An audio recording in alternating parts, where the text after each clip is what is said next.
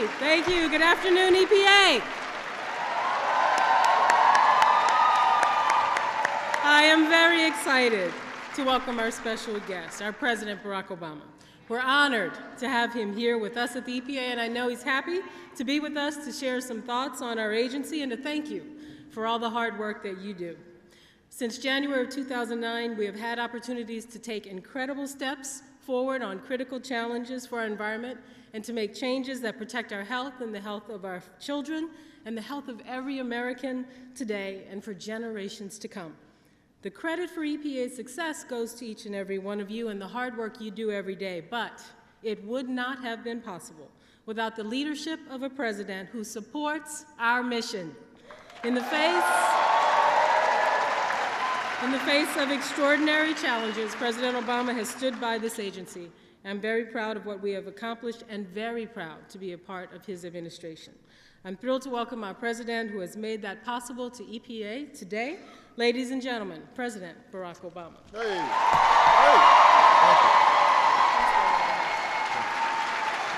Thank you. Thank you, EPA.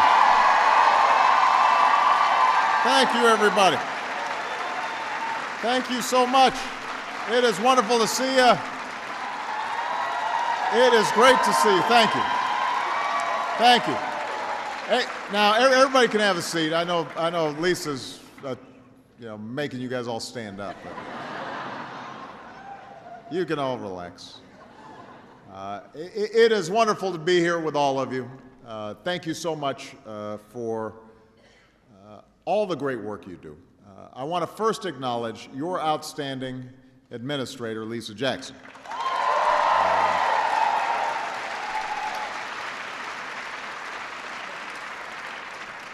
She has done an extraordinary job leading this agency. But here's what I want all of you to know. Not only is she good on policy, not only is she tough and able to present the EPA's mission so effectively to the public, but she also has your back. She is an advocate on behalf of all the people who work so hard here at the EPA. And so you should know that your boss loves you, even if she doesn't always show it. I don't know. The main reason I'm here is simple. I just want to say thank you. I want to say thank you to each and every one of you because the EPA touches on the lives of every single American every single day. You help make sure that the air we breathe, the water we drink, the foods we eat are safe. You protect the environment not just for our children, but their children. And you keep us moving towards energy independence. And it is a vital mission. Over the past 3 years, because of your hard work, we've made historic progress on all these fronts. Just a few weeks ago, thanks to the hard work of so many of you, Lisa and I were able to announce new common sense standards to better protect the air we breathe from mercury and other harmful air pollution. And that was a big deal.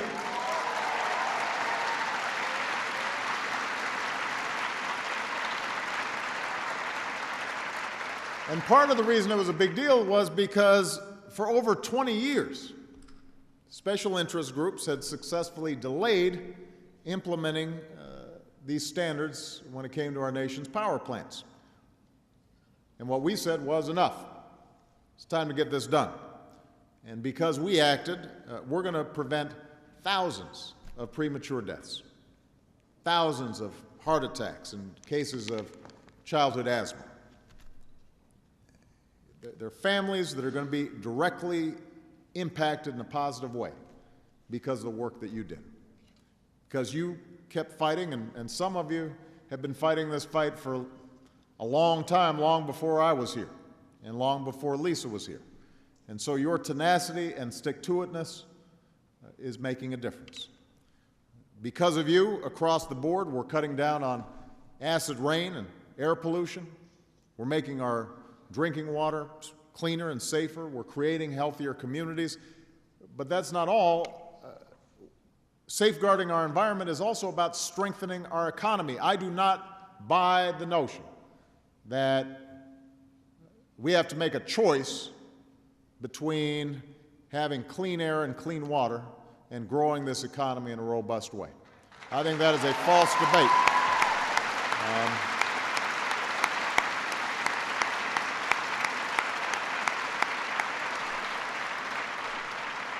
And think about it. We established new fuel economy standards, a historic accomplishment that is going to slash oil consumption by about 12 billion barrels, dramatically reduces pollution that contributes to climate change, and saves consumers thousands of dollars at the pump, which they can then go spend on something else.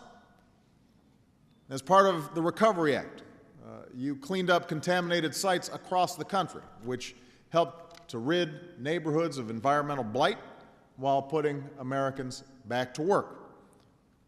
So we don't have to choose between dirty air and dirty water or a growing economy.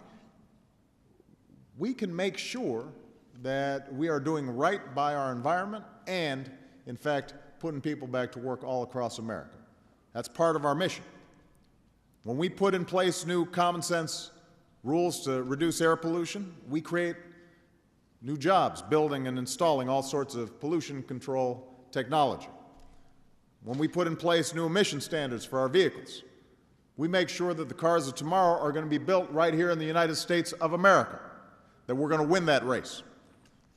When we clean up our nation's waterways, we generate more tourists for our local communities.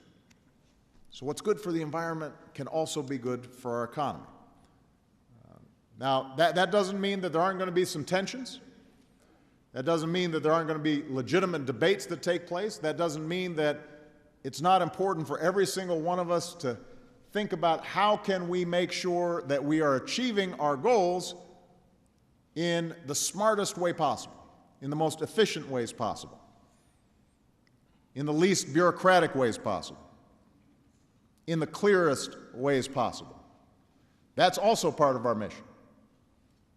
There's not a federal agency that can't get better and be smarter in accomplishing our mission, and we have an obligation every single day to think about how can we do our business a little bit better? How can we make sure the taxpayers are getting every dime's worth that they're paying in order to achieve these important common goals that we have? But I believe we can do it. And you've shown me that we can do it over these last 3 years. So I could not be prouder of the work that you all do every single day as federal employees. I know the hours can be long. I know that sometimes spending time getting these policies right means less time at home than you'd like, and you're missing birthday parties, or you're missing a soccer game, and the spouse is not happy with you. I know a little bit about that sometimes.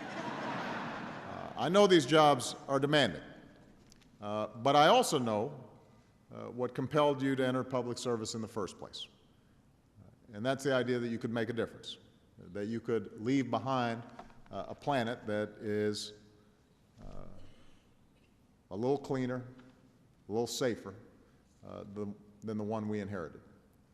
And I have to tell you that part of why I get excited when I see some of the work that you're doing is because our next generation is so much more attuned to these issues than I was when I was growing up. I can tell you, when I sit down and I talk to my kids, probably the area where they have a most sophisticated understanding of policy is when it comes to the environment. They understand that the decisions we make now are going to have an impact on their lives for many years to come. And their instincts are right. So your mission is vital. And just think of what this agency has been able to do over the last 4 decades. There's so many things we now take for granted. When I hear folks grumbling about environmental policy, you almost want to do a Back to the Future kind of reminder of folks of what happens when we didn't have a strong EPA. The year before President Nixon created the EPA, the Cuyahoga River was so dirty from industrial pollution and oil slicks that it literally caught on fire. In my hometown, the Chicago River,